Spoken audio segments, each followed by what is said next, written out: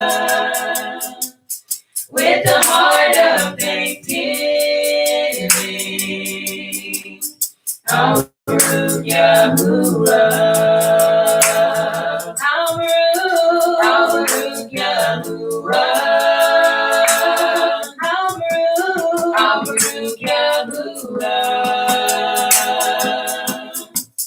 With a heart of thanksgiving. Baruch Yahuwah. With my hands lifted up, and my mouth filled with praise, with a heart of thanksgiving. Baruch Yahuwah. With my hands lifted up, and my mouth filled with praise, with a heart of thanksgiving. Baruch Yahuwah. With my hands lifted up, and my mouth filled with praise, with a heart of thanksgiving. Baruch Yahuwah. Baruch Yahuwah. Baruch Yahuwah. With a heart of thanksgiving. Baruch Yahuwah. Baruch Yahuwah. Baruch Yahuwah. With a heart of thanksgiving. Baruch Yahuwah. With my hands lifted up, and my mouth filled with praise, with a heart of thanksgiving. Baruch Yahuwah. With my hands lifted up, and my mouth filled with praise, with a heart of thanksgiving. Baruch Yahuwah.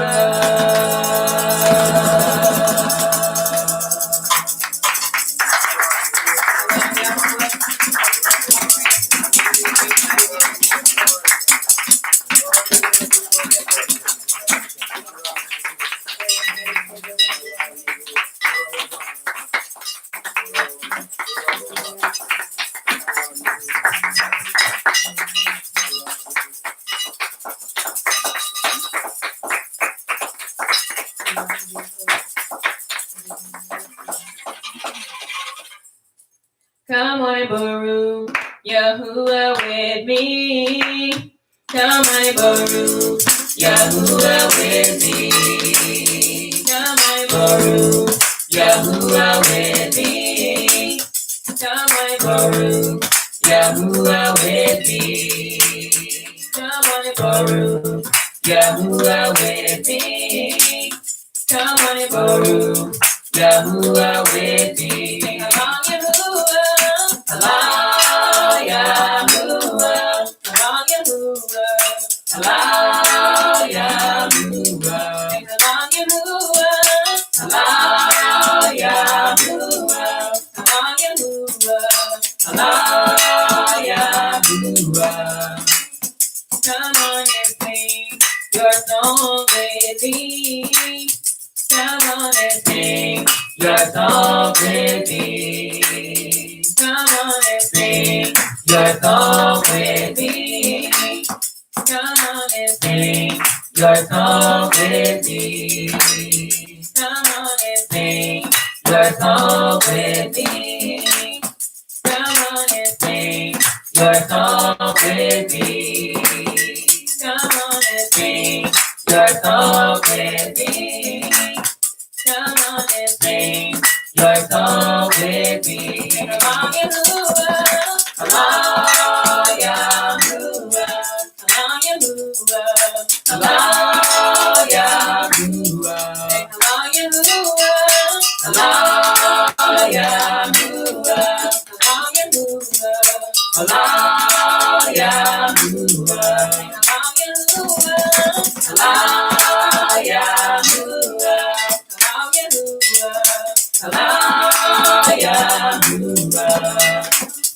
come on and do your dance with me.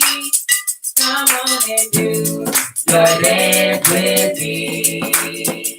Come on and do your dance with me. Come on and do your dance with me. Come on and do your dance with me.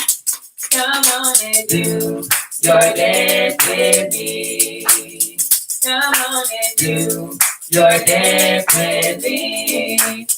Come on and do your dance with me. Hallelujah, hallelujah, hallelujah, hallelujah,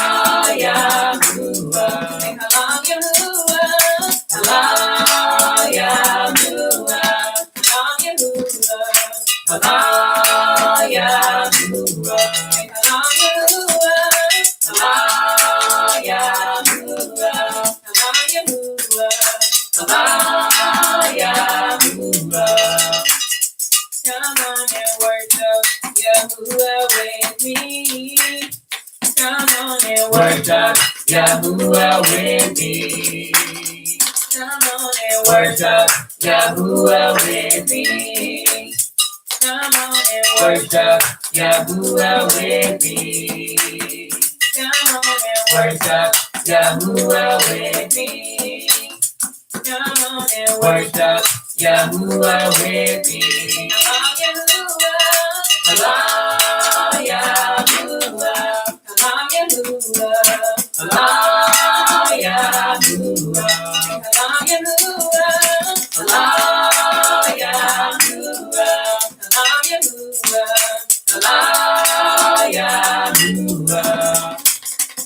come on and clap your hands with me. Come on and clap your hands with me. Come on and clap your hands with me. Come on and clap your hands with me. Come on and clap your hands with me. Come on and clap your hands with me. Come on and clap your hands with me. Come on and clap your hands with me.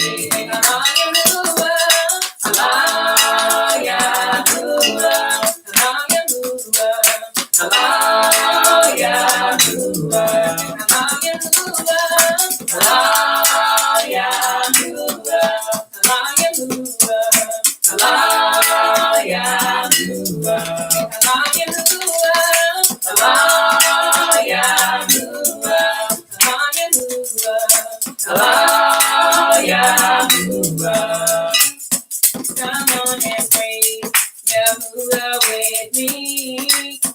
Come on and praise Yahuwah with me. Come on and praise Yahuwah with me. Come on and praise Yahuwah with me. Come on and praise Yahuwah with me. Come on and praise Yahuwah with me. Come on and praise Yahuwah with me.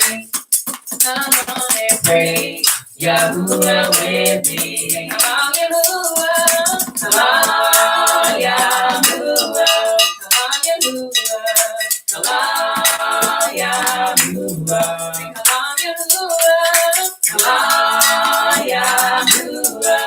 hallelujah.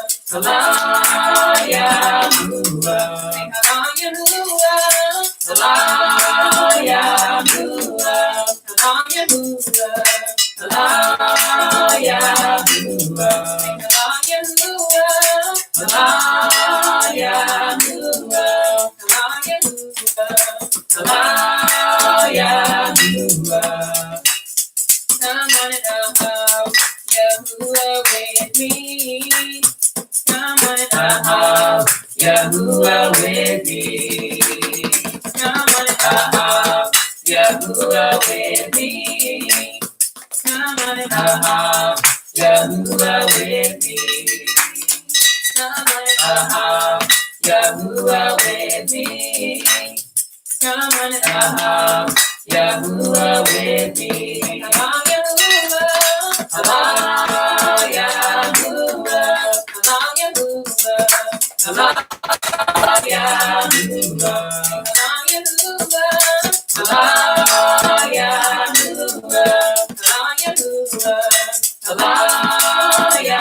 Yahuwah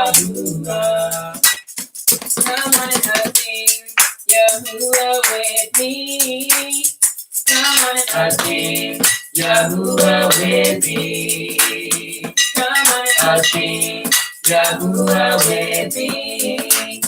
Come on, Hashem, Yahuwah with me. Come on, Hashem, Yahuwah with me. Come on, Hashem,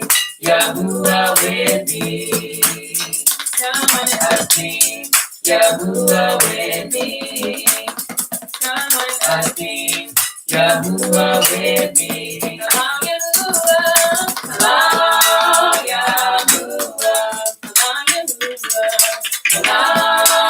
Your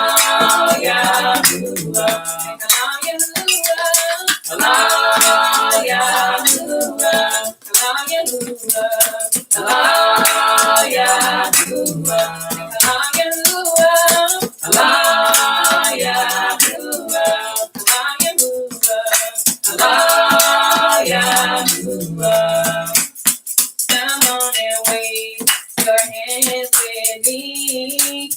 Come on and wave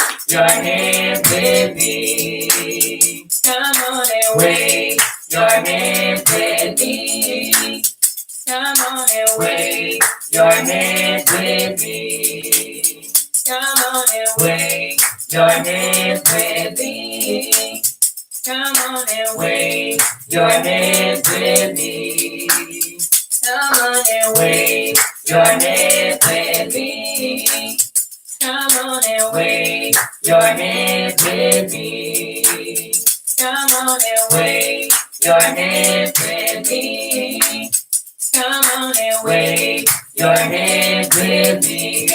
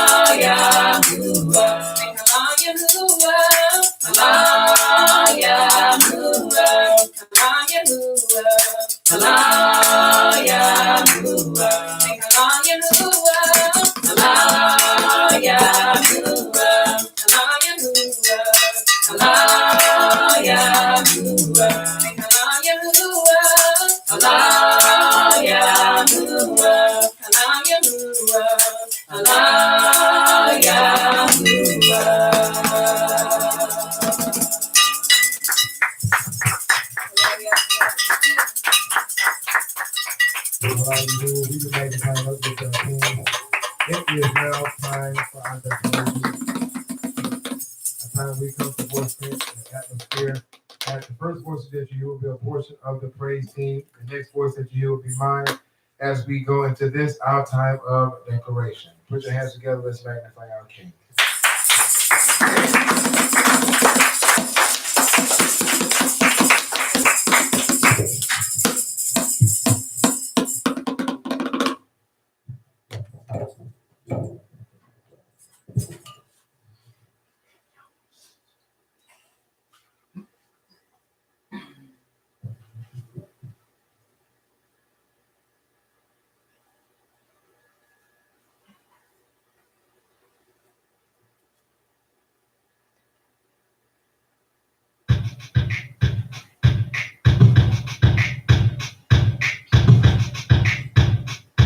Listen here, have you ever heard this name? I know he washed me clean, white as snow. If you have salvation, then you know you will be clean.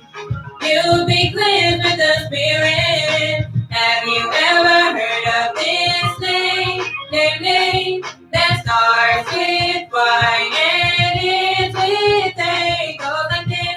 Yahush, yeah, oh, his name is Yahush. His name is Yahush, yeah, yeah. Yahush, sweet Yahush.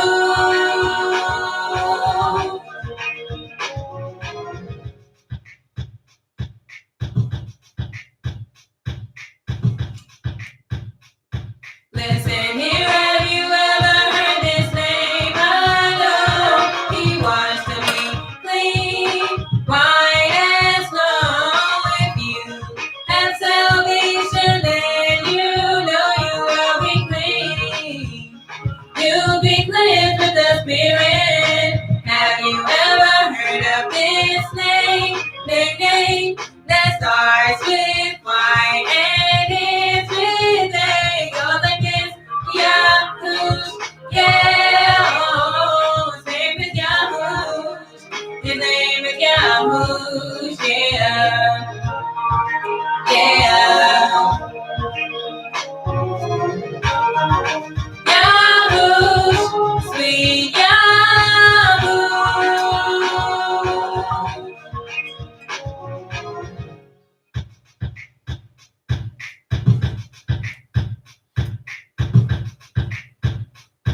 Listen here, have you ever heard this name? I know he washed me clean, white as snow. If you have salvation, then you know you will be clean. You'll be cleansed with the Spirit. Have you ever heard of this name? Name that starts with Y and ends with A. Goes like this. Yahush, yeah, oh, his name is Yahush. His name is Yahush, yeah, yeah. Yahush, sweet Yahush, yeah, yeah, yeah.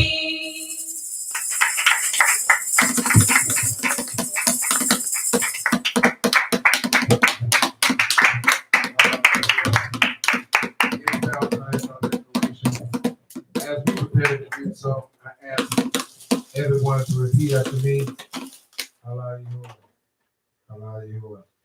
That I declare that I am thankful I am thankful and ever grateful that I know and walk in truth.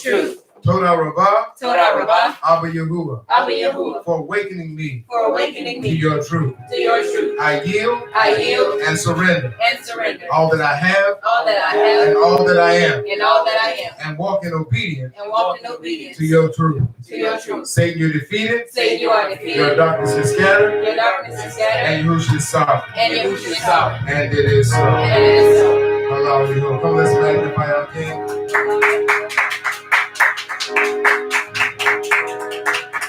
Let us lift him up and magnify him because he is truly worthy of all the praise, worthy of all the esteem. That is truly the set apart name. Hallelujah. Hallelujah. At this time, it is now time that we bring seed unto our King. And as we do so, we give according to the set apart rite.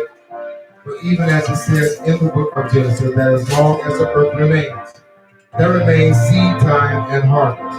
Luke 6:38 says that when we give, it shall be given unto us great measure, pressed down, shaken together, and running over, shall be all those men to give into our bosom. 2 Corinthians 9 declares that our house a cheerful giver. He gives seed to the sower, bread for our food, and multiplies our seed sown, and increases the fruit of our right standing, that we may abound unto every great work. We do magnify the Abba because he lets us know in the book of Amos that the time is coming and now is when the reaper shall overtake the sower. So as we come preparing to sow our seed, we know and understand that not only is it seed time, but what time is it? Harvest time. What time is it? Harvest time. It is harvest time. When you don't sow seed, you can't expect a harvest. So for those that are here that are needing a tithing offering envelope, raise your hand. I also be more than happy to get one to you. For those of you that are with us here remotely, if you would like to sow seed into good ground, into great ground, and into a work, into a ministry, that's doing great work in the area and in the kingdom that is spreading the truth throughout the airways, throughout the internet. And if you would like to sow seed at this time and share your donation and how to support, if you prefer to use PayPal as your medium, send us your information. We'll send you a link that will confirm and move forward accordingly. For those that prefer to use Cash App, send again the information. We'll send the corresponding information and go there. Now, for those of you that prefer to use snail mail and desire to send checks and money orders and donations and how to support, you can send them to PO Box 381, Columbia, South Carolina 29202. That is PO Box 381, Columbia, South Carolina 29202. And we do thank each and every one of you for all of your support, especially for those of you that are continual supporters of this work. Remember, it is you that make the nation happen. And it is so.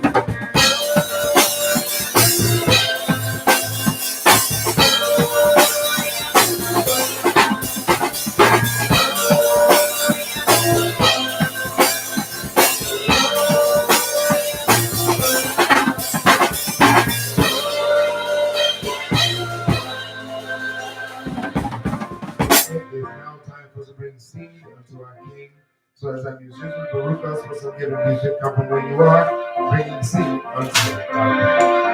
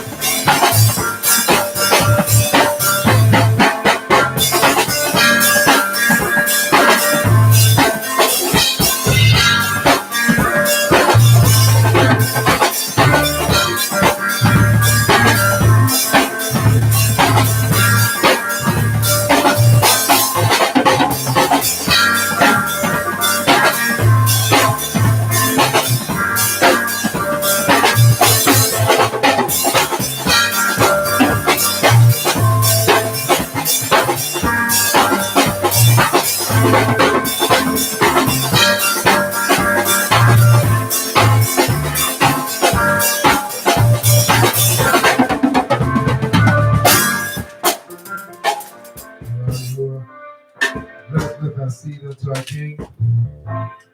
Torah, Abba, for your provision for us and for allowing us to have it that we may be able to sow seed into your kingdom. Torah, Abba, for the abundant harvest that you're going to bring unto us as we walk in obedience to your writing. Abba, you said that if we're willing and obedient, then we shall eat the fat of this land.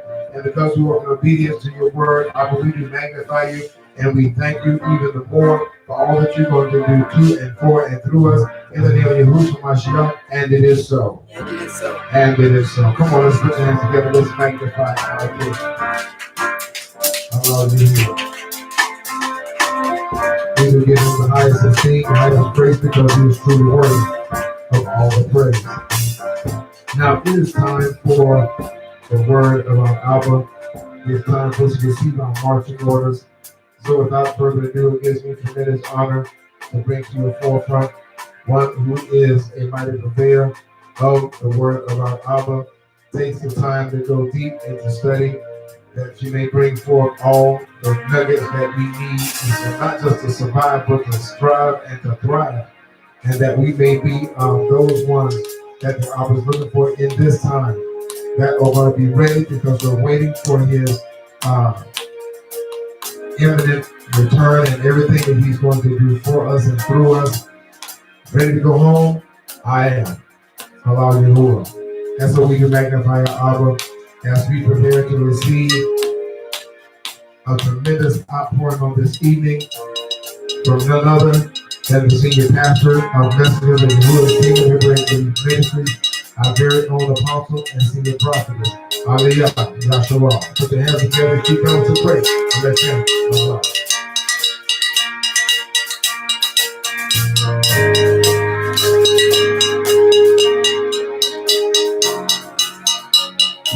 Worship Him. Come on, let's worship Him. Worship Him. Worship Him. Come on, He's worthy of all your praise. Worthy of all your come on, worship Him. Worship Him. Worship Him. Come on, worship Him. Worship Him. Worship Him. Come on, worship Him. Come on, He's worthy. So worthy. So worthy. So worthy. Wonderful in His name.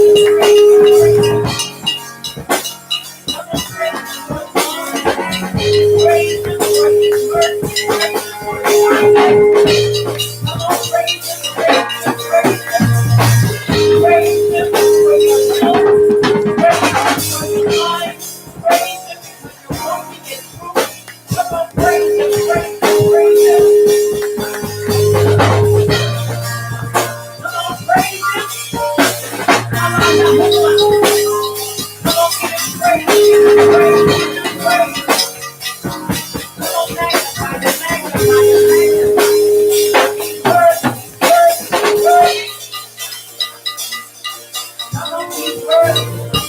Open your mouth and begin to praise him. Come on, he's worthy. Come on. You know, Yahshua would sing a song. No matter what situation they were in, they would have a song as a unit, as a nation. And this is our song as a tribe. He's wonderful. He's wonderful. He'll walk with you through times of trouble. He'll walk with you through times of heartache and hardship. He'll walk with you through heartbreak. He'll walk with you. He'll walk with you through Yahushua HaMashiach. He's worthy. Yes, he is. He's worthy of all praise. He's worthy of all esteem. He's worthy. He's worthy. He's worthy.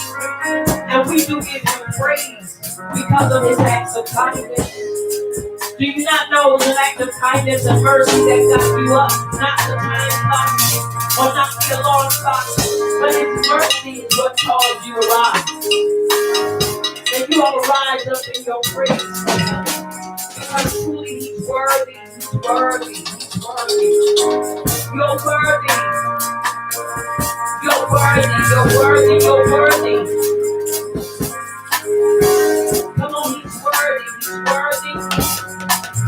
Come on, he's worthy, he's worthy. Praise the Lord, you alone praise. Come on, he allowed you to make it back. Praise him for his wonderful acts. You're worthy, you're worthy, you're worthy. Worthy like to the greatness and the aha and joy that he gives unto us as people. When we walk in his truth and when we avail ourselves to his instructions for our lives. You're worthy, you're worthy, you're worthy. You're worthy, you're worthy, you're worthy. You're worthy, you're worthy, you're worthy. Worthy, worthy, worthy is our Savior. You're worthy. You're worthy. Come on, lift your hands and praise him. Come on, he's worthy, he's worthy. Yes, he is worthy. You're worthy, you're worthy, you're worthy. You're worthy. Come on, praise him, praise him, praise him. Because he's worthy, he's worthy, he's worthy. Yes, he's worthy. Come on, praise him, praise him. We are thanking him on this night, on this late night, for all that he's doing, all that he's done, and all that he's yet going to do. Come on, lift your hands and show him some aha on tonight, on today night. Come on.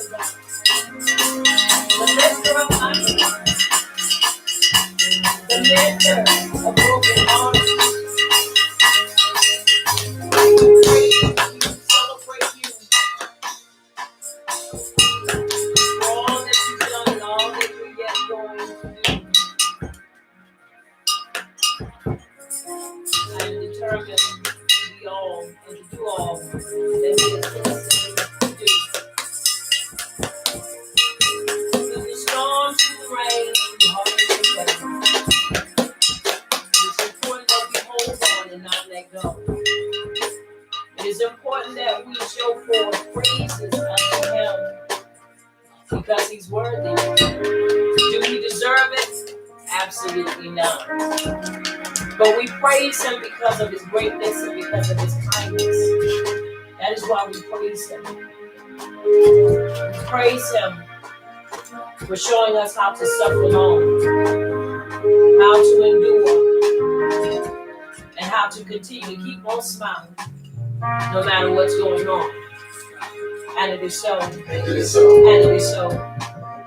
Make sure this is so it will be, because it sounds real muffled. This is it. That's fine.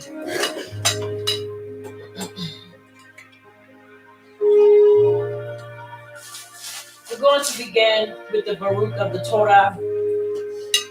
We give him praise because it is his instructions that govern and define our lives. It is his instructions that separates us from everyone else. It is his instructions that singles us out from every other nation. It is his instructions that truly define and structure our lives. And we praise him for that. When I was growing up, I always wanted to be different and unique. Never ever wanting to emulate or duplicate anyone. Always wanting to be me. Always wanting to be my own individual. And I found that the instructions of the Abba does just that. Because no matter what, we are a unique people. That's right. And this is what separates us from everybody else. That's right. It separates us because it distinguishes us from everybody else. You can't get any more unique or different than that. That's right. And I appreciate him for that. Every day or every young of my life, I appreciate him for that. So we're going to Baruch him for the very thing that makes us different, that sets us apart, that causes us to be recognized and acknowledged by him through his son, Yahushua HaMashiach, his instructions for our lives. So we're going to begin with the Baruch of the Torah. Repeat with me, Baruch Yahuwah. Baruch Yahuwah. The Baruch one. The Baruch one. Baruch is Yahuwah. Baruch is Yahuwah. The Baruch one. The Baruch one. For all eternity. For all eternity. Baruch atah. Baruch atah. Yahuwah. Yahuwah. Our supreme one. Our supreme one. King of the universe. King of the universe. Who selected us. Who selected us. From all the people. From all the people. And gave us his Torah. He gave us his Torah. Baruch atah. Baruch atah. Yahuwah. Yahuwah. Giver of the Torah. Giver of the Torah. And it is so. And it is so. Baruch atah. Baruch atah. Yahuwah. Yahuwah. Our supreme one. Our supreme one. King of the universe. King of the universe. Excuse me. Who gave us the Torah of truth. Who gave us the Torah of truth. And implanted eternal life within us. And implanted eternal life within us. Baruch atah. Baruch atah. Yahuwah. Yahuwah. Giver of the Torah. Giver of the Torah. And it is so. And it is so. And it is so. Now we will have the reading of the Ten Commandments done by Mattathias. And it is so.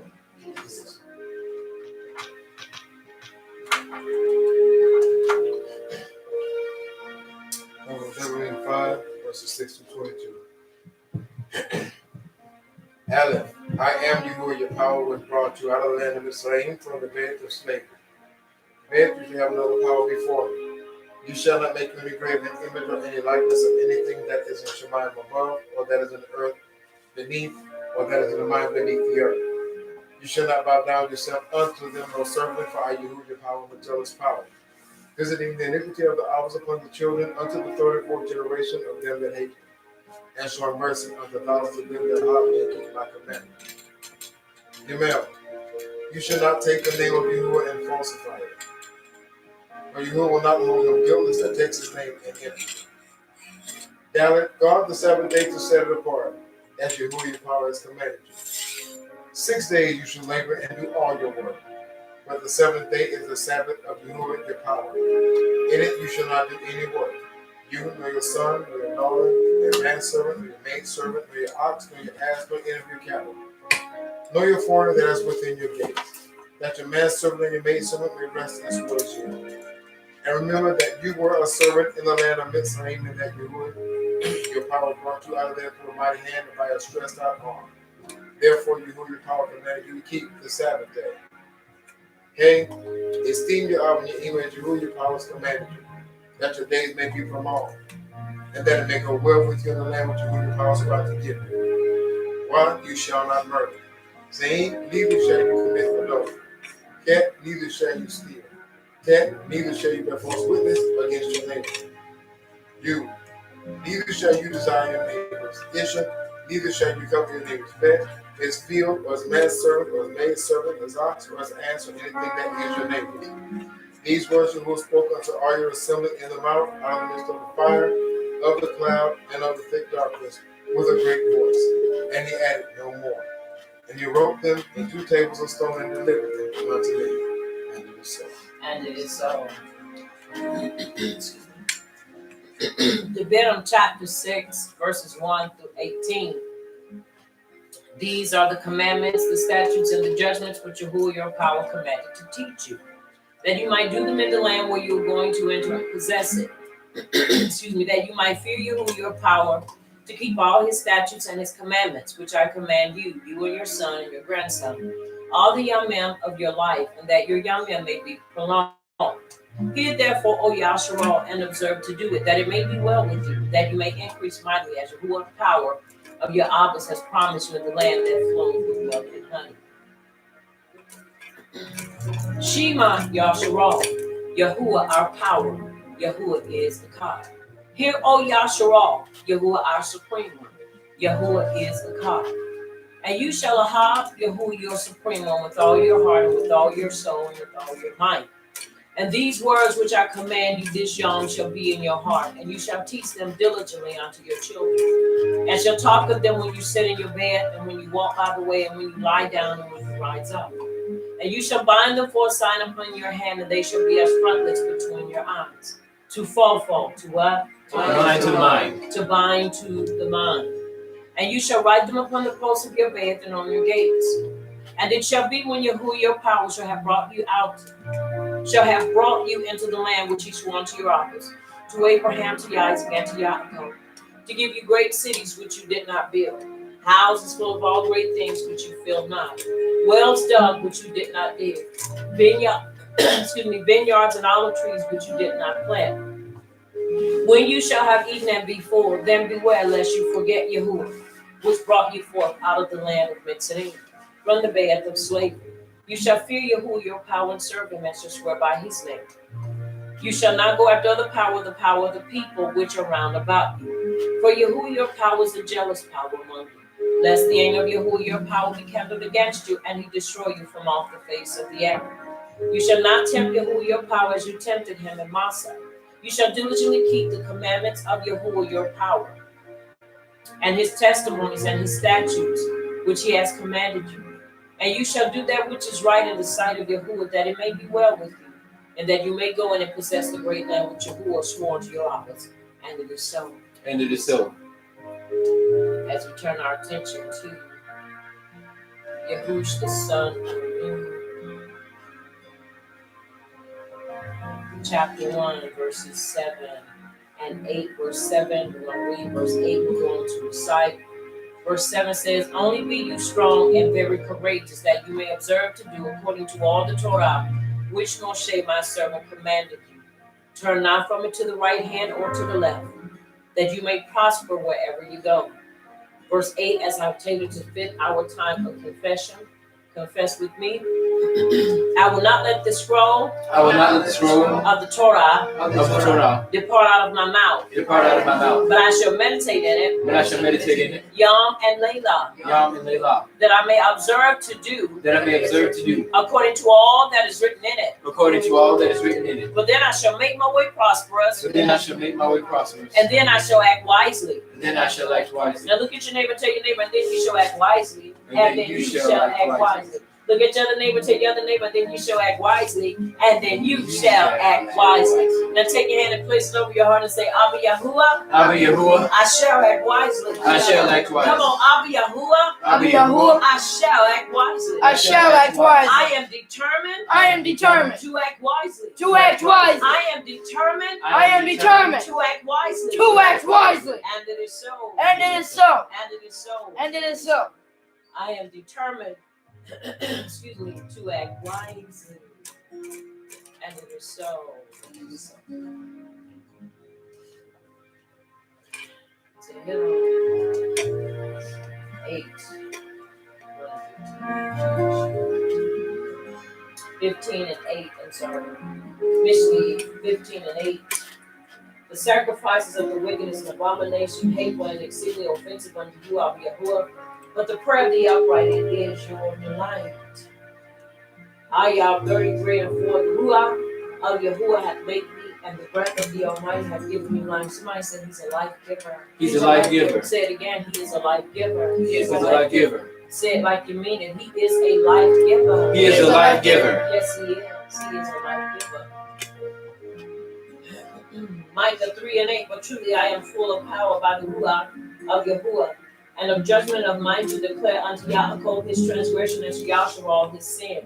To heal him 1 and 1. Baruch is the man that walketh not in the counsel of the unrighteous, nor standeth in the way of sinners, nor sitteth in the seat of the scornful. But his delight is in the instructions of the Abba, and he doth meditate upon it. And it is so. And it is so. Abram 11 and 6. For without belief it is impossible to please him. For he that cometh to Yahuwah must believe that he is, and that he is a rewarder of them that diligently seek him. And it is so. And it is so.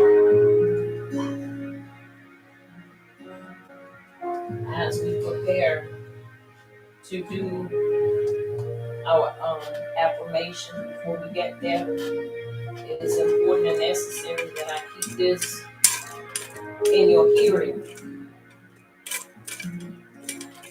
Excuse me. Yehukanan, Aleph, chapter 5, 3 through 15. Why is it important? Because it has to be a reminder that we never ever allow anyone or anything to deter us from believing and accepting the gift of the Abba, which is Yahushua al-Mashiach. It says, I'm going to read verse 1. Everyone who believes that Yahushua is the Mashiach has been born of Yahuwah. And everyone who ahabs the one bringing forth also ahabs the one having been born of him. Meaning we ahab both, Yahush and Yahuwah. By this we know that we ahab the children of Yahuwah when we ahab Yahuwah and guard his commands. For this is the ahab for Yahuwah, that we guard his commands, and his commands are not difficult. Because everyone having been begotten of Yahuwah overcomes the world. And this is the overcoming that has overcome the world, our belief. Who is the one who overcomes the world but he who believes that Yahushua is the son of Yahuwah? This is the one that came by water and blood. Yahushua Mashiach, not only by water, but by water and blood. And it is the Ruach who bears witness, because the Ruach is the truth. Because there are three who bear witness, the Ruach and the water and the blood. And the three are in agreement. If we receive the witness of men, the witness of Yahuwah is greater, because this is the witness of Yahuwah which he has witnessed concerning his son. The one who believes in the Son of Yahuwah has the witness in himself. The one who does not believe Yahuwah has made him a liar, because he has not believed the witness that Yahuwah has given concerning his son. And this is the witness that Yahuwah has given us eternal life, and this life is in his son. He who possesses the Son possesses life. He who does not possess the Son of Yahuwah does not possess life. I have written this to you who believe in the name of the Son of Yahuwah, so that you know that you possess everlasting life, and so that you believe in the name of the Son of Yahuwah. And this is the boldness that we have in him, that if we ask whatever according to his desire, he hears us. And if we know that he hears us, whatever we ask, we know that we have the petitions that we have asked of him. And it is so. And it is so very important that we maintain that point of consciousness and awareness. Why is it important that we keep this as a point of reference and a point of our consciousness or being aware? It's because the enemy desires for us to abort, forfeit, and just plain blatantly stop believing in the Mashiach, the son of Abba Yahuwah. And so it is important that we fight to maintain our belief in him, because he is our gift. He is the Redeemer. Without him in our lives, what do you have to substantiate redemption? That's right. Nothing. So it's important that we remember that. At this time, I have what is called affirmations, and I believe that it's important that we have those things that we affirm in the atmosphere over our own lives, so that when push comes to violently try to shove out the way, that we have something in place that will help us to maintain our consistency and our course of action. And that is to be not just people that believe, but be people that believe that are pushed by the actions of our belief. That's right. Because belief does have action. That's right. Very important for us to understand. Because the moment we confess that we believe, we began to operate on that belief, and we started what? Changing our lifestyle. We started changing everything that was contrary. So belief has action that supports it. And so with that, we want to maintain that in our own personal lives and as a nation. So I have affirmations that we read and keep ourselves familiar with, so that once again, when push comes to violently shove, we will not be moved and we will not be shoved out of the way. But we will be like that, that oak tree that's planted that can't be moved. We will be like that sequoia that will be planted and not be moved. We will be like that tree that's planted by the waters, and we shall not be moved.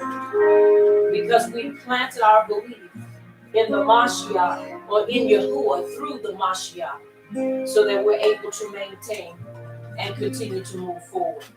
And it is so. It is so. Repeat with me. I purpose to develop my Ruach. I purpose to develop my Ruach. I purpose to walk in the light of Torah. I purpose to walk in the light of Torah. I am Ibram. I am Ibram. I am born again. I am born again. I am Ibram. I am Ibram. I have the life and nature I have the life and nature of Yahuwah in my Ruach. of Yahuwah in my Ruach. That life is The Torah of Yahshua. the Torah of Yahshua. I purpose to walk I purpose to walk in the Torah of life. in the Torah of life. Yahuwah's Torah, Yahuwah's Torah, Yahush, Yahush is in me. is in me. Yahuwah's knowledge Yahuwah's knowledge is in me. is in me. Yahuwah's ahab Yahuwah's ahab is in me. is in me. Yahuwah's power Yahuwah's power is in me. is in me. Yahuwah's wisdom Yahuwah's wisdom is in me. is in me. He is teaching me. He is teaching me. He is teaching me. He is teaching me. He is leading me. He is leading me. I am a child of Yahuwah. I am a child of Yahuwah. The Ruach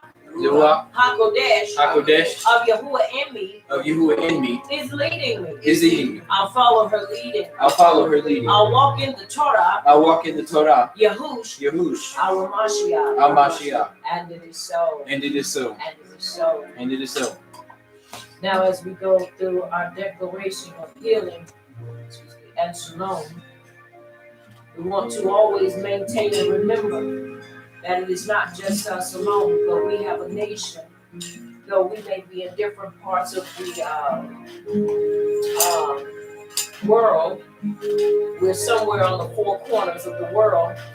We still have a responsibility to always maintain them in our hearts and carrying them, that we never lose the burden for the unity of our people.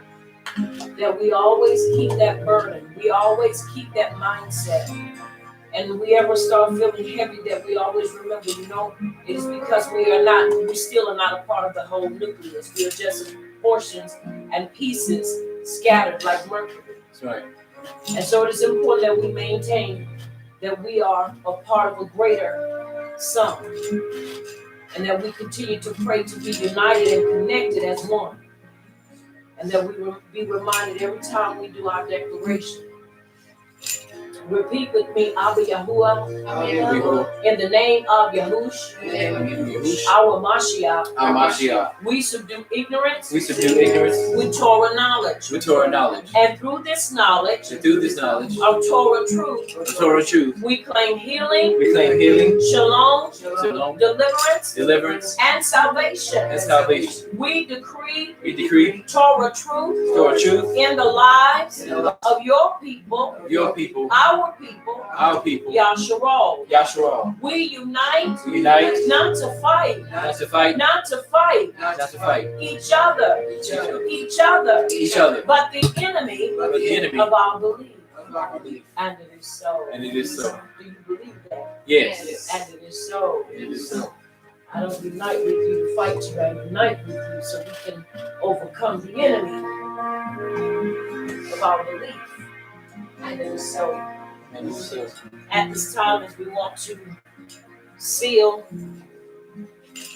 our time of praise, prayer, and worship with the word, let us bow before our King and let us say this together.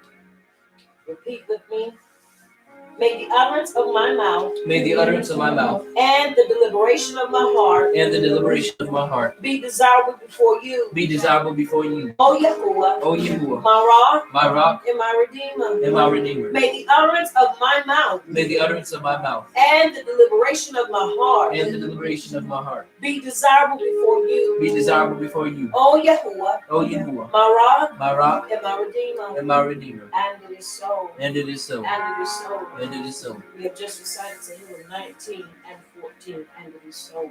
You may be seated in His presence.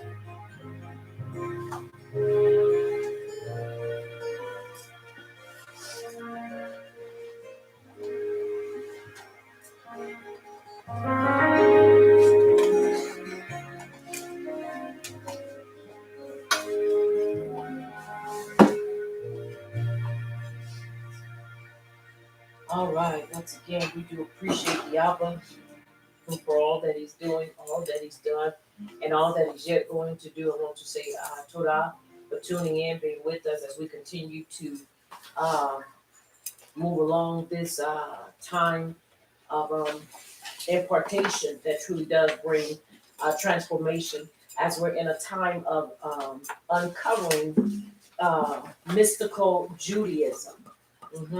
Or the mysticism of rabbinic Judaism. The mysticism of rabbinic Judaism. Many times we have coined phrases, and we have even walked along the lines of different sayings and even different mindsets and so forth. And so on to Layla, we want to uncover that. I want you to turn your attention back to Devarim chapter 6, and we just need one verse from there. Verse 14. And it is so. All right, read that for me. Devarim chapter 6, verse 14. Do not follow gods, the gods of the people around you. Okay. Do not follow gods, the gods of the peoples around you. And it is so. And it is so. All right. Now, I did it last week, and I'm going to do it again this week. I want to show you, once again, I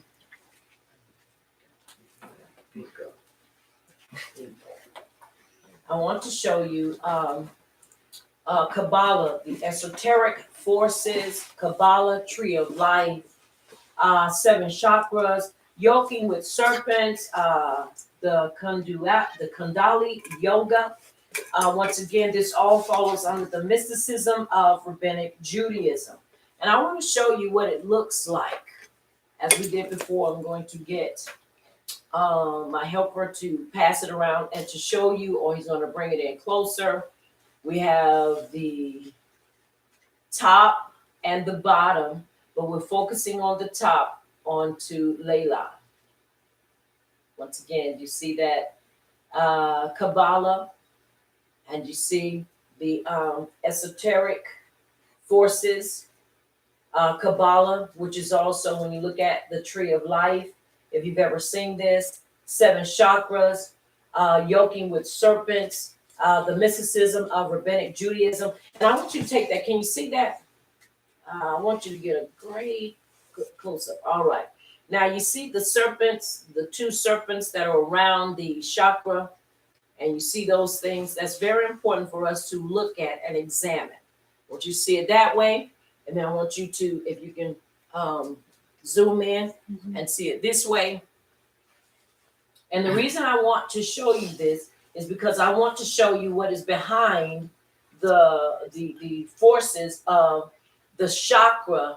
I don't want to use movement, but that, following that, the energy that many times people claim to have.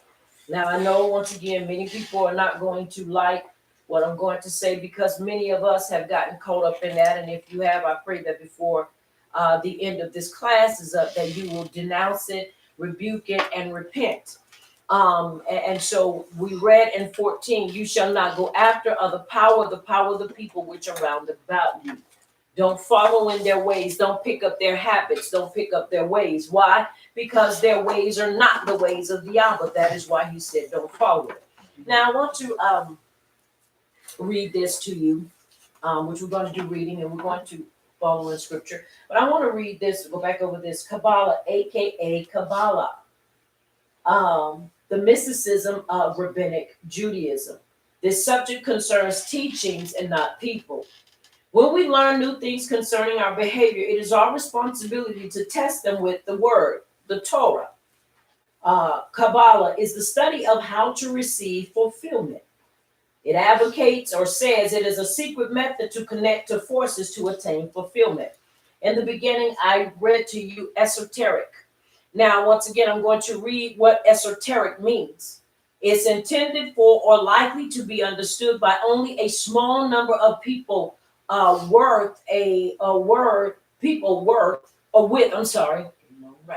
with a specialized knowledge or interest. Now, you have to understand, many people that are following up behind this believe that, this is another avenue or a way in which the Abba has given unto us as a people. If it is not in the word or the Torah, when I say word, understand I'm meaning his instructions, which this is his instructions right here. These are his instructions for us as a people. If it is not outlined in here that these are things that we should do and that we should grab a hold to, then we automatically know that it's not for us to follow and run behind. Right. With that being said, this thing has strategically, silently crept in, and it has tried to weave itself into our belief pattern and into our way of life. Mm-hmm. Why? Because, and I'm going to finish reading, but I just want to put this out here. We began to believe as a people that we have that we possess this great amount of power that now we can begin to do things. Watch this. Outside of our Creator. It is important that we understand the danger of this type of thinking and this type of belief. Yes. This will kill your relationship. It will kill my relationship with the Abba. And not only will it do that, but it will set us up to be destroyed. Why? Because we will find ourselves following after what? The powers of the other people. Am I making sense? Yes. Very important for us to understand that. All right. Now, it advocates once again, or its advocates say it is a secret method to connect to forces to attain fulfillment. Why is it a secret? Well, you're going to find out. The force is awake. In truth, the force is already very much awake, and we wrestle against it in the strength of Yahuwah's armor. In Ephesians 6, 11, and 12. Find that, and we're going to read that. When you have it said, it is so.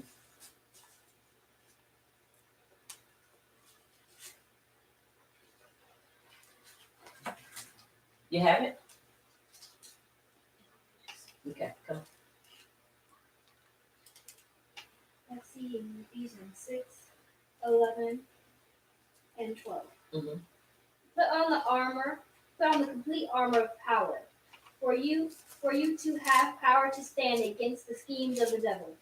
Because we do not wrestle against flesh and blood, but against principalities, against authorities, against the world rulers of the darkness of this age, against spiritual matters of wickedness in the heavens. And it is so.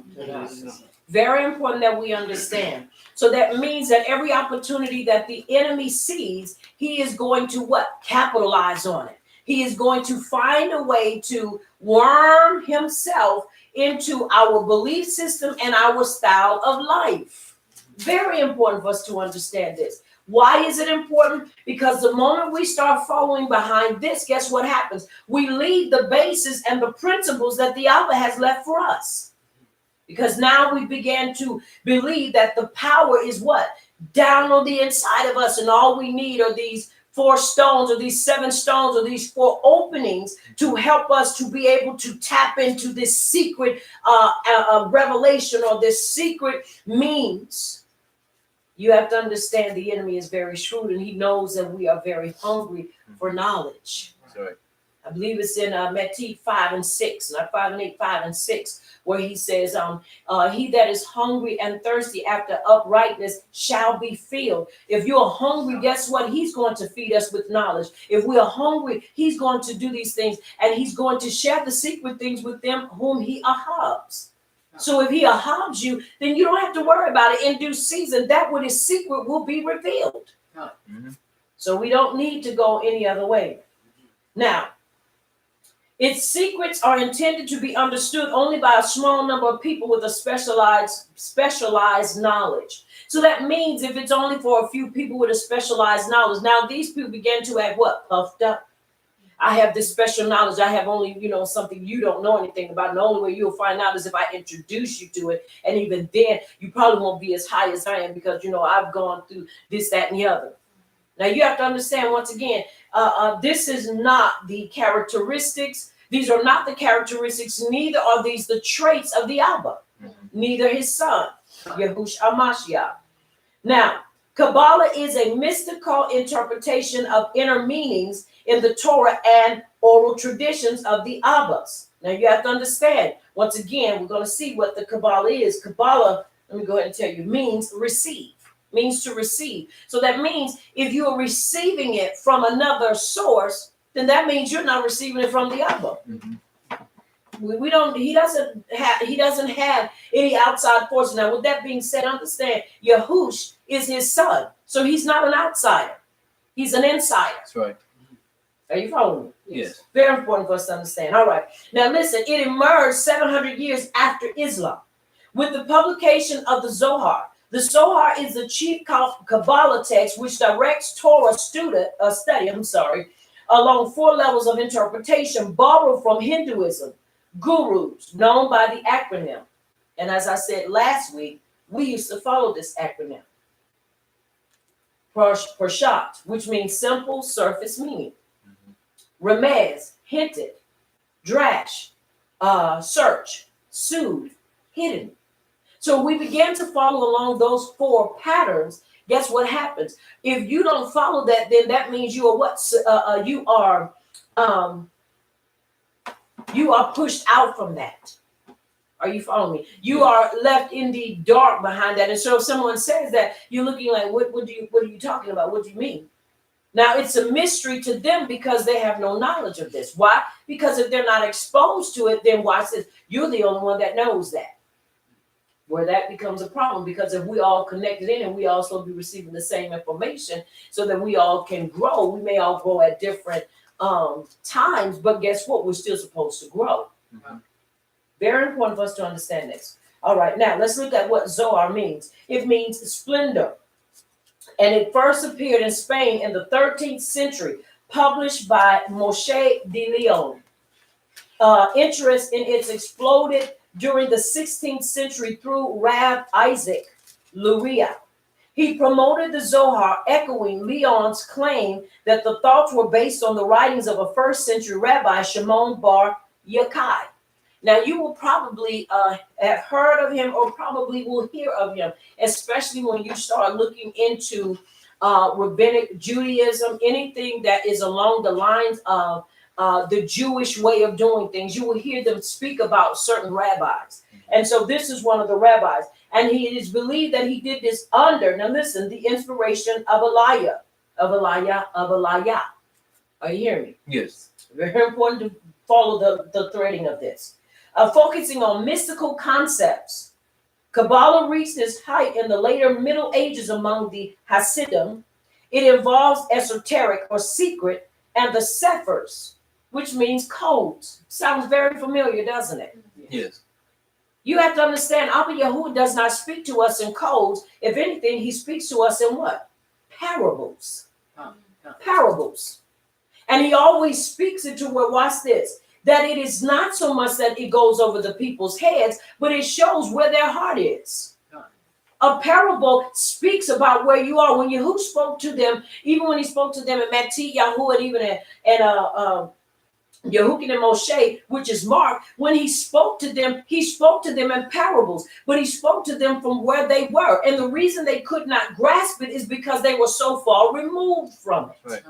So it wasn't that it was a secret. It means that they were out of tune and out of touch with the reality of their own lives. Mm-hmm. So understand that. Now, once again, it's very important we understand that he didn't write codes and he did not write secrets. But understand what makes it a secret is when you refuse to walk in obedience. Right. Very important for us to understand that. Now, an approach to scripture directly condemned by Yahushua in Luke chapter 8, which we read. Kabbalah has evolved into new forms among Christians, New Age, and occultists. The Kabbalist teacher's yoke or teachings allow his student or her student access to higher level interpretations through so-called secret codes. So, in other words, as you continue to grow, what they do is they give you more access to the codes that help you to go even higher.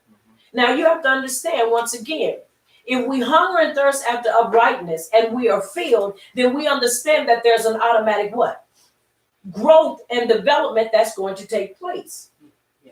Just as we eat natural food and we grow and develop, so is it the same when we eat spiritual food, we develop and grow. But watch this. Anytime you eat contaminated food or unhealthy food, the growth and your progress and your development is going to be what? Hindered or stunted.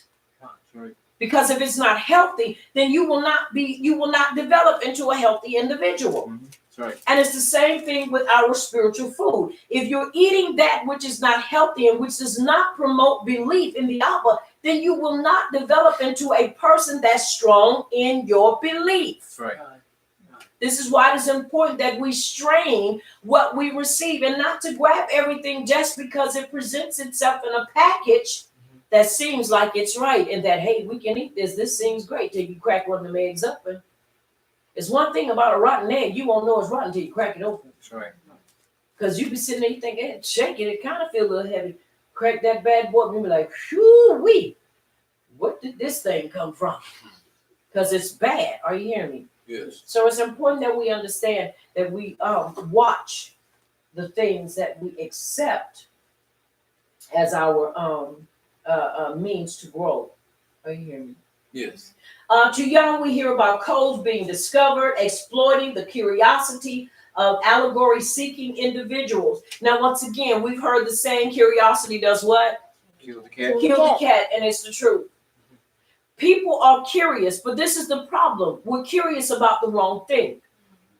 We are wanting to develop and go higher, but we can't go higher until we go what? Deeper in our relationship with the Abba. Higher heights and deeper depths in him. How does that come about? The more we dive into him, the more he's able to release unto us. You can't expect to get anything out of an empty account. Because if you go in and try to pull any money out, what's it going to say? Insufficient funds. Exactly. Insufficient funds. Now, Yahushua contrasted his yoke with theirs. Take my yoke, teaching upon you, and learn from me. For I am meek and humble in heart, and you shall find rest for your soul or your being. My yoke is gentle and my burden is light. Matthew Yahoo 11:29 and 30. Now understand, once again, we're talking about a teaching, not a people. A teaching. This teaching comes to yoke you to it. Remember in the beginning when I told you, it says yoking with serpents. So the moment you accept the chakras and you accept this form or this way of life or this lifestyle, guess what happens? You yoke up with that style of teaching. Now you have to begin to follow in that teaching.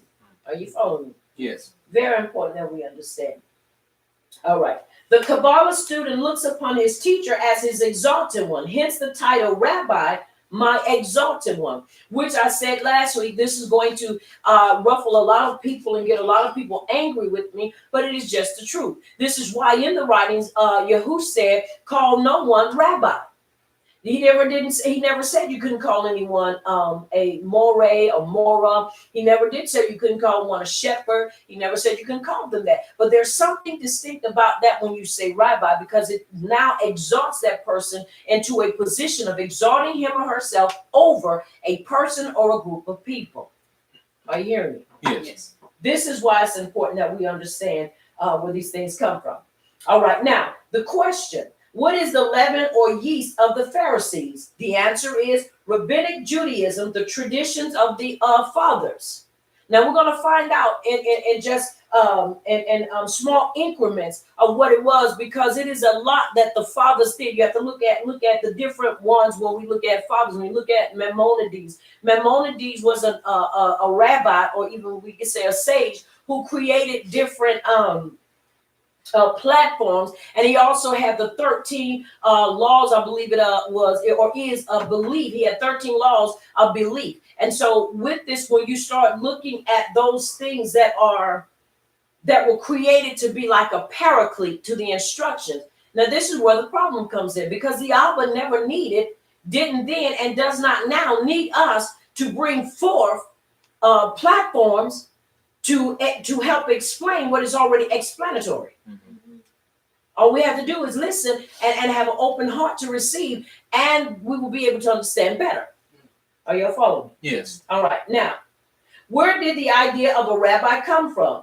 A guide to reach fulfillment or guru came from the culture of Hinduism. Are y'all following me? Yes. This is where we find that title and we find that mentality. Because this is what it is. You begin to exalt someone. You are not supposed to exalt a man over another man. Now, with that being said, let me say this, because many times when you say that, then the first thing people begin to try to do is say, well, a mora or a more is exalted. We are not exalted. We are just teachers. Right. Are you hearing me? Yes. And if we are truly led by the Ruach HaKodesh, then we're going to give you what the Abba tells us to give to you. If he does not, we will not. Mm-hmm. You do not give a brand new baby no full head of broccoli. You do not give them a T-bone steak, because they cannot eat it and digest it. Right. No more than you give a babe or one that's coming into truth meat. You are supposed to desire the sincere milk of the instructions of the Abba. Let me tell you something. The milk will strangle you if you ain't ready for it. Mm-hmm.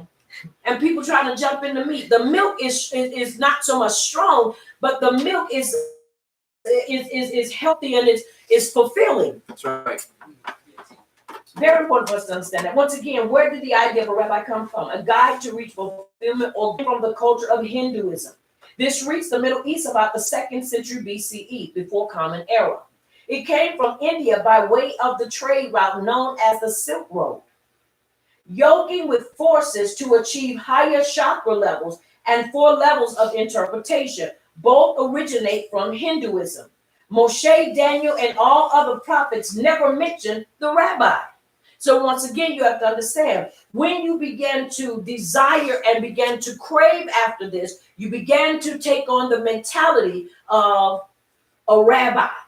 Now, I know we have many of them. They say, well, that's Rabbi so-and-so. And, and they could be the person sweet as pie.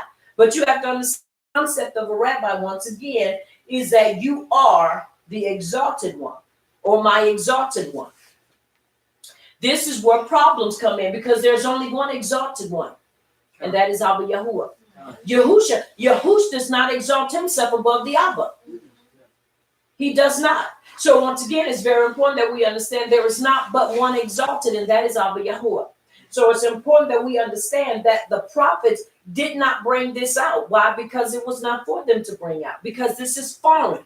And anything that's foreign, a foreign substance in the body, is going to cause it to convulse, is going to cause it to heat up with a temperature. You know, that's why babies and we get fevers when we get what? Sick. Because our bodies are trying to destroy that foreign object that's in it.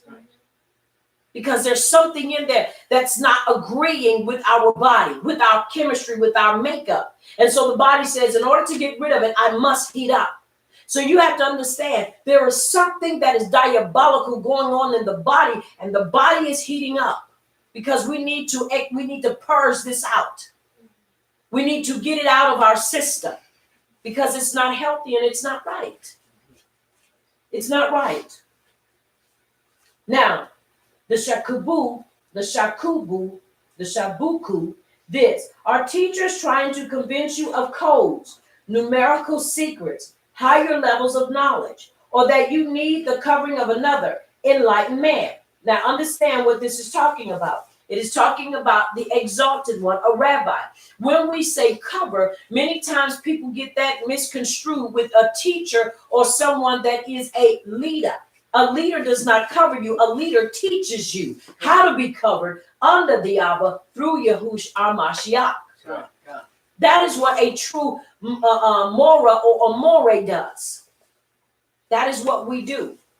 The problem comes in is when you have people that interpret that as being, if you are a More or a Mora and you have a place of operation, now they say, well, you a covering person. No, I'm not covering them. I'm just teaching them how to be covered under the Abba through Yahush. Because though it may seem like it's an easy thing and everybody should know that, that's not always the case. Especially when you have people coming in that are coming in rough, coming in raw, and they have no idea of what to do. Are you following me? Yes. When we follow along in the teachings of Rabbi Shaul was in Corinth. Rabbi Shaul was in Asia Minor. What was he doing? He was teaching. He was teaching the congregations there.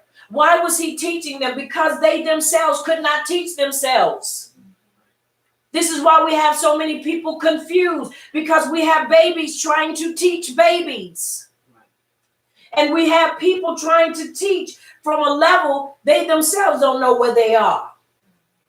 So it is important that we understand this is not to be misconstrued. When we say a man cannot cover you, meaning no blood from my body or anybody else's body could cover you. But the teachings that are delivered can truly help you get to a place to understand how you ought to be covered. That is what is important. So you got people running around here. You don't need nobody to teach you. You don't need this because they're trying to cover you. No, now if somebody is trying to do that, they're in error. Because we cannot cover you, but we surely can teach you how to be covered and how to stay covered. That is important to understand. Very important to understand. Now listen what it says. At Yahush's return, all rabbis but one will become extinct. Meaning Yahush. Because he's the only one that has the ability and the power to cover. That is why it is so important that we understand what? We understand terminology and we understand words. Etymology, very important. Are you hearing me? Yes. If they are never mentioned in scripture nor be around after Yahush returns, why are people pretending they need the covering of a man? Yahush is our covering, and his blood redeemed us completely. This is very important to understand. But once again, you have to understand we're talking about covering, not teaching. To cover a person is a whole different venue. To teach a person is a whole different venue. But you have many of those that have fought and have spoken ill against those of us that are out here teaching and trying to prepare that way and show people how to get themselves concrete and get themselves stabilized in this walk. And then we're criticized because we say, now you got to listen to what I'm saying. You can't listen to me if you're all over the place. How you going to learn if you're all over the place? It's the same thing when you see people that eat from all restaurants. Those people are really not healthy. They're not. Because until you get a full, a home cooked meal where all the ingredients are balanced and you don't have white salt in it. Are you following me? You don't have monosodium glutamate in it. You don't have, what is that, dioxide something in it. All these things that destroy the makeup of your body. But we just go, some of us, and we just eat and just go and eat because it's a restaurant. Not knowing that every time you go to that one and go to another one, all you're doing is causing more damage to your body. Now, understand what I'm saying. Am I saying no fellowship? I'm not saying that. But what I am saying is if you want to grow and develop, you have to stabilize yourself and you have to stay put. Isn't it amazing that when people go on jobs and they're from one job to the next and they're all over the place, they can never stabilize themselves? Why? Because they have no stability. It's the same thing when you are all over the place. And then when somebody asks you, well, who you with or where you learning? Well, I just learn from everybody. Really? So from learning from everybody, where are you on the chart? Many times they can't tell you because they're all over the place. And then the scary thing about it is that if you do get a hold of something, watch this, the enemy will destroy you. Why? Because you have nobody there to help you regurgitate that which you have swallowed. And most of the time, and it's heartbreaking that you get with people, sometimes it's too late because they're so far gone when you're trying to talk to them. Well, I got this, and I don't need nobody, and we don't, and I'm this, that, and the other. And you start thinking, really, you and that I gonna get you hurt. I gonna get you hurt real bad. Because you have to understand, it's us, we, or them. Are you hearing me? Yes. Very important. We are a nation of people. And so we must understand what it takes for us to grow and to develop in a healthy manner. Are you hearing me? Yes. All right. Rabbi Shaul referred to his former way of living in Yehudaism, the traditions of the fathers. And we can see that in Galatians 1 and 13. Let's go there. Which was the way of the rabbi called rabbinical Judaism unto Yah. Very important that we understand this. Why is it important that we understand this? So that when people come to us with these certain things, and you have to, once again, I have to admit, I almost was taken by it because I'm thinking, hey, we got all these portals and we got all this power and, and this and that and the other. And I'm going to explain to you truthfully different things that's going to show you really what's going on. Are you hearing me? Yes. All right. Do you have it? Galatians 1 and 13. And it is so. All right. Read that for me, please.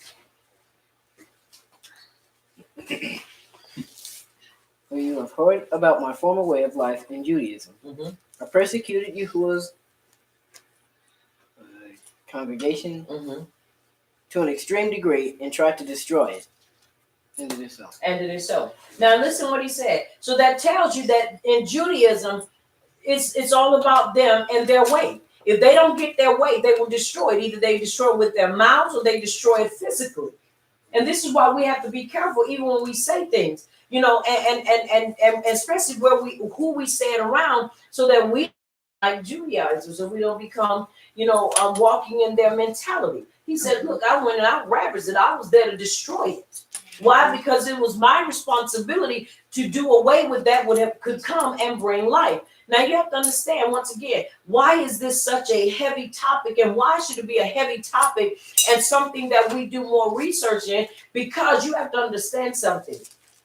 As I began to look deeper into this, you will find when you start looking at certain things, if you are not really in really serious about your walk with Abba Yahuwah, there are certain things that you'll look at and say, well, I don't really see the problem with that. It really looks like it's valid, but I'm telling you something.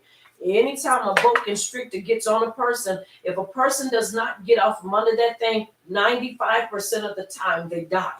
Why? Because even they say when they cut the head off, the snake still is restricting. Anytime you kill a snake, cut a head off, the body is still moving. So you have to go in, and if you don't hurt and get that thing off, by the time it takes about not even a great 2 minutes or 3 minutes, and they've already restricted and they've already crushed and basically destroyed the lungs, punctured the heart, broke the ribs. So now the next thing they're doing once they do that is to suffocate. So if you don't get them off in the first 1 or 2 minutes, and that's probably highballing it, the person that they have is going to die. So you have to understand this is looked at as just like that. It's just that deadly. That once it takes hold of a person is not ready of their own accord to get out of it. Are you following me? Yes. Because you got to be able to know, hey, I'm in this situation and this is something is wrong. You got to admit there's something wrong. Now, once again, let's finish following where all this comes about because we're going to find out even more. The term rabbi is not found in the writings. Gnosticism, knowledge, is considered vital to enable one to reach awareness or perfection.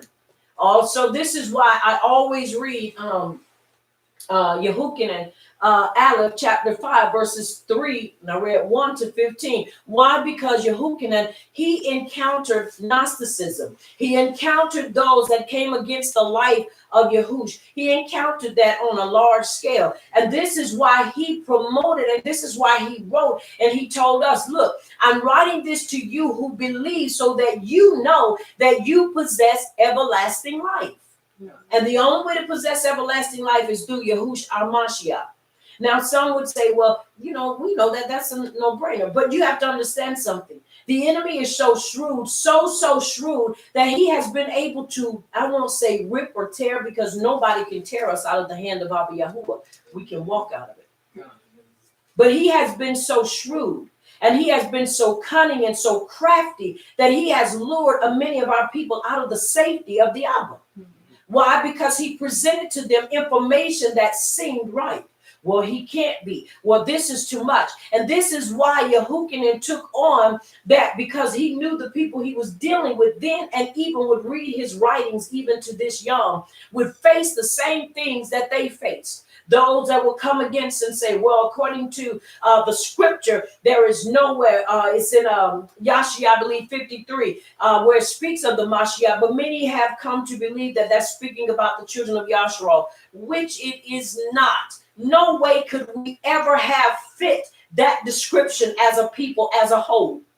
No way. But many people's minds have been blinded to the truth, not the fact, but truth, that this speaks of the Mashiach. And so because it speaks of the Mashiach, but they have a second rendering. And because of this, I think his name, I remember Akiva. I think his name was, if it's not Akiva, his name was Rashi, Torah. Rashi.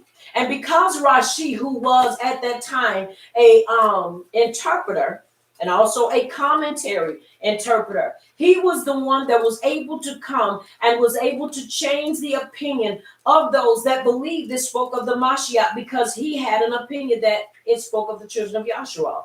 And so because he had that mindset, he was able to change. Listen to what I'm saying. He was able to change the very foundation of the belief of those that believed that this spoke of the Mashiach. As it was going on then, so it takes place even to this young. All it takes is one person that is convincing. And if that person is convincing to the point that they're able to change your opinion and change your mindset concerning truth, that is that Python mentality. It moves around your feet first, and then from your feet it moves up your body, gets to your waist, and by the time you realize that if there is no one to pull you out of that, it's up at your neck. Now it's suffocating you to death. And watch this, because the first thing the enemy does is to seclude us and to make us pull away. The first thing the enemy will do is get you by yourself and choke the very life of you out. And this is why so many are walking and saying, well, Yahush is not real. And this and that. And they say so many things that are horrible and ugly. I'm saying to myself, and I told one brother, watch your mouth. Watch your mouth. Because if you choose not to believe, and because you don't want to accept him as for who he is, you do not get up there and blaspheme. Because if you do, you don't know if death is right around the corner for you. I said, watch your mouth. And then you have to watch your mouth, because other people are listening. Now you're going to have to give account for the lies that you are spreading. And this is why it is important that we be ever so careful of how we do things. If it's something you're not sure about, pray about it. When in doubt, pray it out. Don't get up there and go and tell, because I'm telling you, you're going to find somebody to agree with you. And if they are walking like you are walking, and they're going to agree with you. And if they agree with you and you are both wrong, guess what? Who's going to help you out of that situation? Very important for us to understand. But he was the one who went in and changed that. Then there are other writings that we look at, and where Yahuwah said, I am power alone, and you shall have no other power before me, and don't worship any other power. Now you have to understand, we don't worship Yahush. We do not worship him. He is the doorway. He is the avenue in which we are connected back to the Abba. If you lose your long distance carrier, which now you can call from anywhere, but if you lose your what is it? Your not membership, your help my mind, Yahuwah. Your subscription, Torah, and you lose, and you don't pay for that monthly bill. Guess what? Your phone will be cut off. And once you lose that connection, you can't make no more phone calls. So how you gonna make your phone calls? Once that is done, that's the same thing. Once we remove Yahushua out of our lives, then what is to connect us with the Abba? Because remember, he is the Torah made what? Flesh. The instructions made flesh. So it's very important that we not allow ourselves to be beguiled or swindled or coerced out of the hand of Abba Yahuwah, because can't nobody pull you out of his hand. But you can be persuaded and you can be tricked and beguiled to walk out of it. How can that be? When we let our guard down. Never let your guard down. And it is so. And it is so. Now, once again, what is Gnosticism? It's knowledge.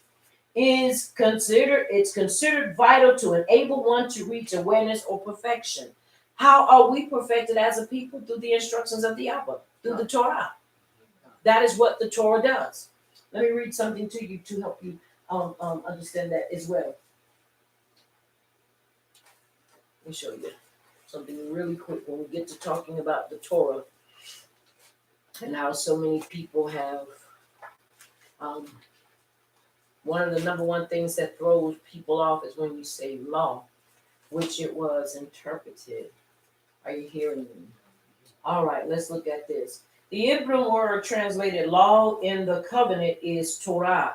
The Encyclopedia Judaica says of this word, Torah is derived from the root vrh, which in the Hillfield conjugation means to teach, Wahikra 10 and 11.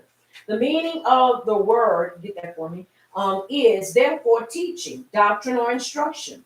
The commonly accepted law gives a wrong impression. Law gives a what? Wrong impression. And this is why many of our people run from it. I ain't falling under no law. Laws come to bind and put in bondage. That's what many people say. The word is used in different ways, but the underlying idea of teaching is common to all what? Torah. Once again, where you put 10 and 11. When you find it, say, and it is so. And it is so.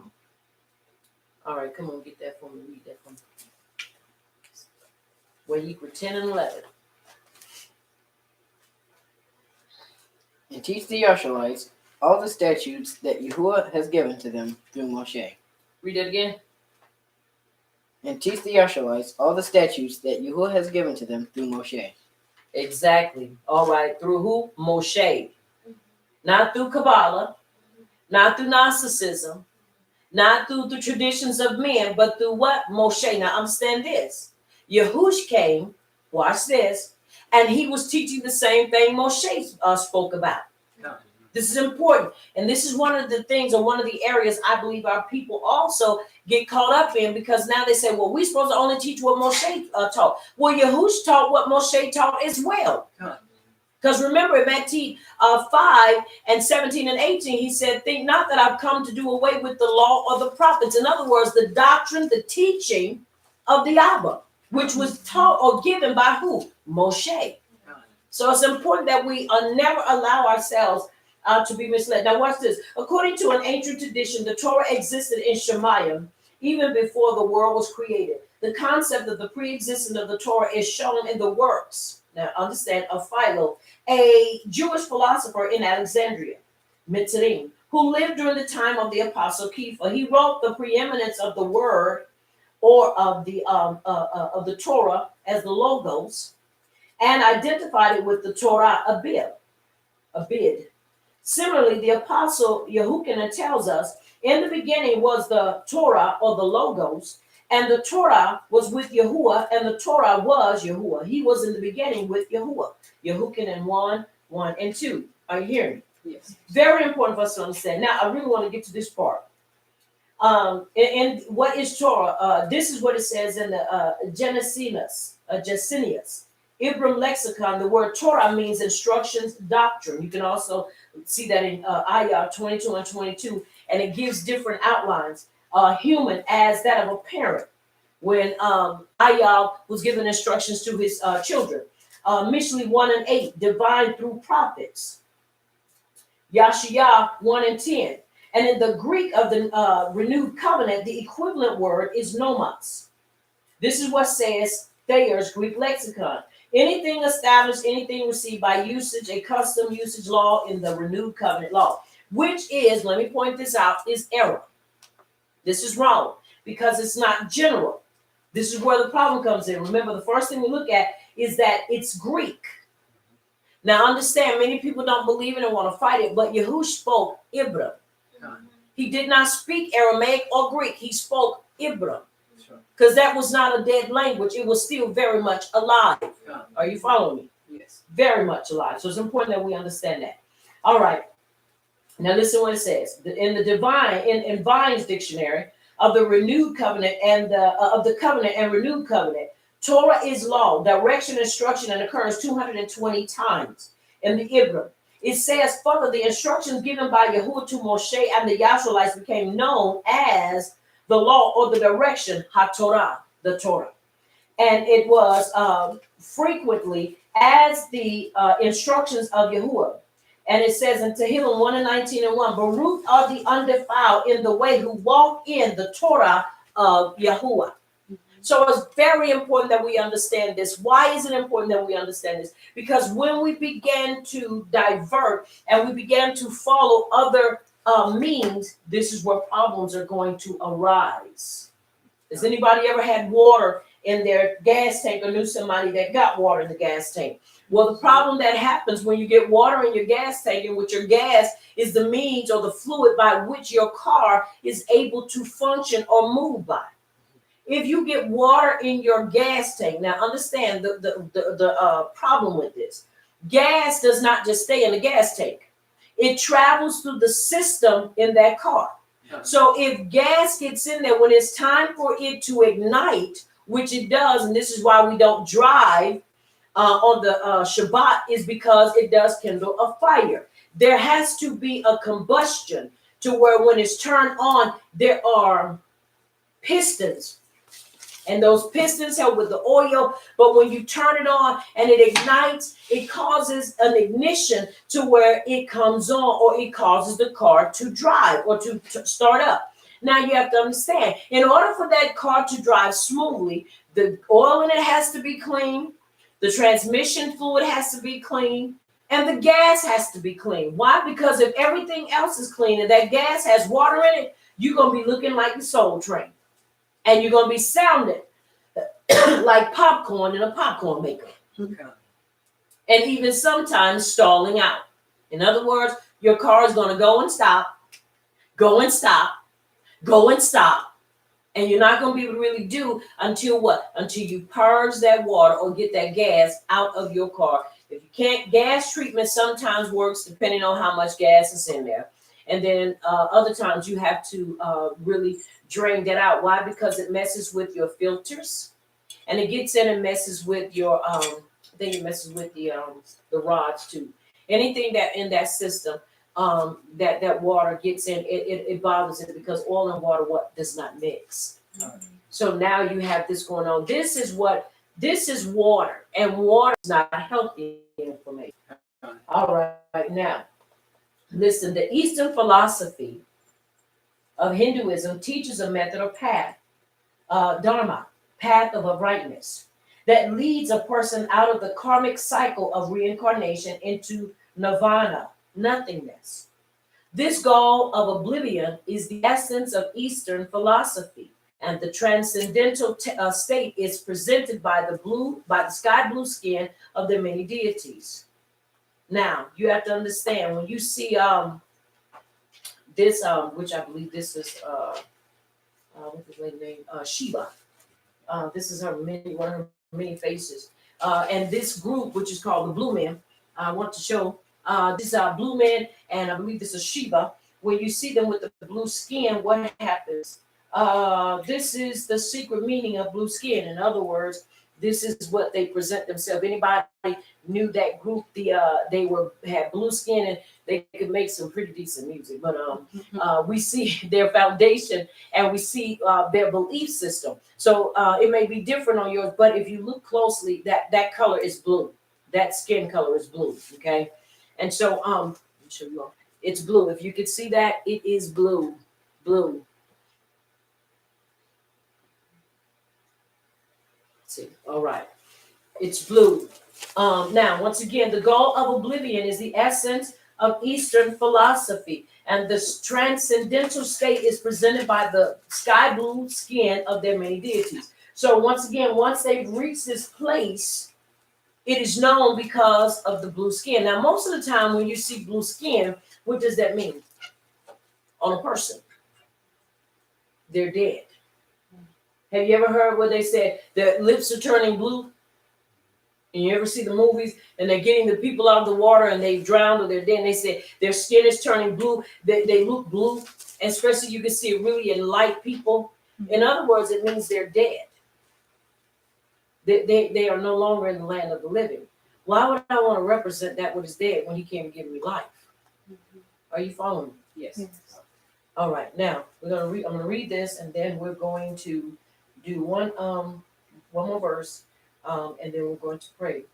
As we consider the origins of Kabbalah, we draw parallels everywhere to Hinduism, mystical thought. The term Zohar, which means splendor, Nirvana, enlightenment, connecting, yoking to forces, energies, the four levels of interpretation, Dharma, Rabbi, Guru, and much more indicate there is a direct correlation between Kabbalah and karmic traditions of Hinduism by means of a methodical process of learning, aka Gnosticism.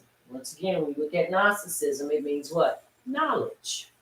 And because you have a lot of people that are knowledge chasers, I want to know this, and I want to know that, and it's never going to be packaged to you in a manner that you're going to be skeptical of it. It's going to always be in a way that it presents itself as harmless.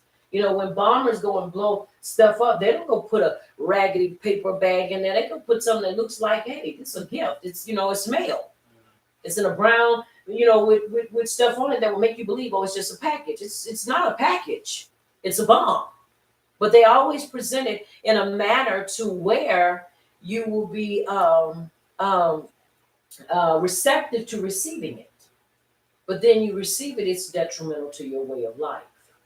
Are you following me? Yes. Once again, I know to many people it's not what they want to hear, because, people want to wear the different colors, and people want to look at their, say, well, I have, this chakra. And like I say, I'm going to explain, but not in this class, where what we would call energy and all those things, where that originates from. And once again, we never esteem and uphold anything that takes away from the Abba. Mm-hmm. And when these things are done, it takes away from the Abba and centers it or focuses it upon the individual.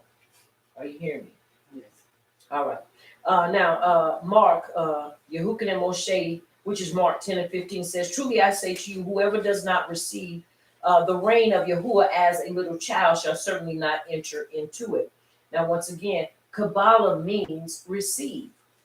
When we look at 7 and 8 of that same chapter, forsaking the command of power, you hold fast the tradition of men. And he said to them, well, do you set aside the command of power in order to guard your tradition?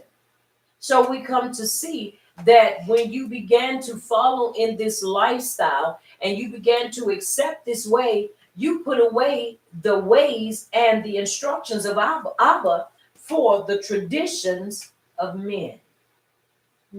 Very dangerous. And so, as I said in the beginning, Abba Yahuwah is warning us and causing us to take a extra look or take another look at the things that we have allowed ourselves to gravitate to. I can admit, I feel like the lady on Jurassic Park. I can admit, I was overtaken by this. Because it sounded like, oh man, when anybody's seen Jurassic Park, the first one, when they first tried to get the park established, and some of the things and the questions that were asked around the table after the men had died. Listen to what I'm saying. After the people had died, and we know people that have literally, I won't say literally, but have died because of this. And then we continue to push on and say, but they're just a few casualties. We can get beyond that. They deaths were really important to us. And so then you start looking and they say, but we're going to push on and we're going to establish this. We got this. Not knowing that that all along there is an underhanded or undermining scheme that's in the midst of this to undermine the very being and the very essence of the Abba through his son in our lives. And so you're sitting there, and as she was sitting there at the table, and she's eating the ice cream, and he was saying, but next time we can get it under control. She said, that's the problem. You've never had it under control. This is something that, in spite of what we have seen, and many people have seen and heard, they still believe they can walk around in this and believe that it's okay. When I'm telling you, it is not okay. It's not. You should be delighted to get all your resources and all your information only from the Abba through Yahushua, our Mashiach, and through those that he has called guardians of his instructions. Anything outside of that is error. Are you following me? Yes. Anything outside of that is error. Why is it error? Because now it takes you and places you on a whole nother platform. Now, no longer do you depend upon the Abba, but you begin to depend upon a foreign source. You actually begin to depend upon Hinduism to become your main source and your main way of existence and life. Our life source does not come from that. Yahuwah is our life through Yahushua Mashiach. Like I say, I know it's not popular because people like this. They want to wear the different colors. And I have nothing against jewelry as long as it's for the right reason. You're wearing it because you enjoy sporting it. Or because, there are medicinal properties in it. And I'm talking about to help you with your physical body.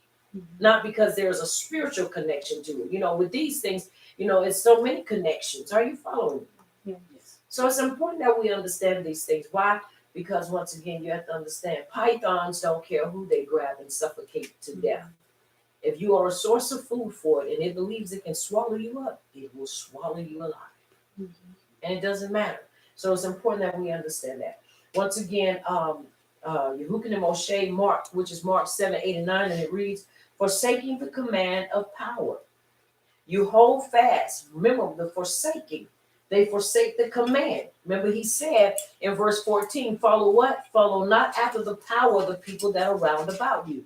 Devarim 6 and 14. He said, don't do that.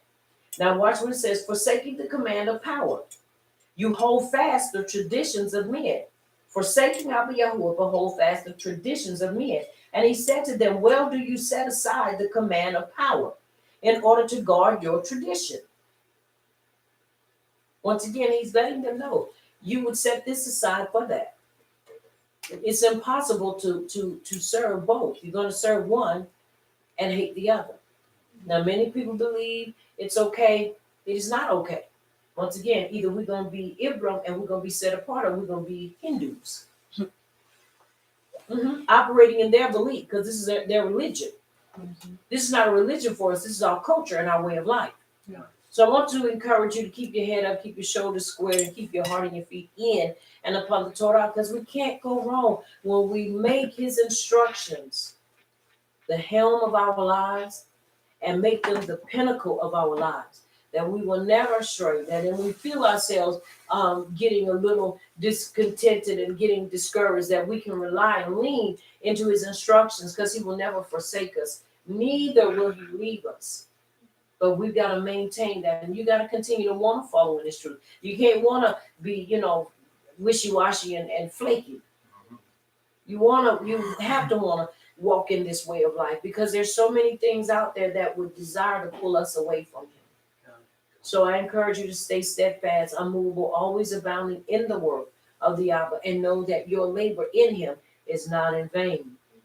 Once again, I want to encourage you, keep your head up, keep your shoulders square, keep your heart and your feet in and upon the Torah, because we can't go wrong when we adhere to his instructions for our lives. I am Aliyah Yasharal, and I am the leader of Messengers of Yahuwah's Kingdom Hebraic Belief congregation located in South Carolina. I want you to remember, here at Messengers of Yahuwah's Kingdom Hebraic Belief congregation, this is the place where The Torah does the body excellent. Until next time, may Abba Yahuwah Baruch Atah keep you in his shalom until we meet again. Also, I want you to remember that you've been touched by Champion TV, a place where the champions reside. And it is so. And it is so. And it is so.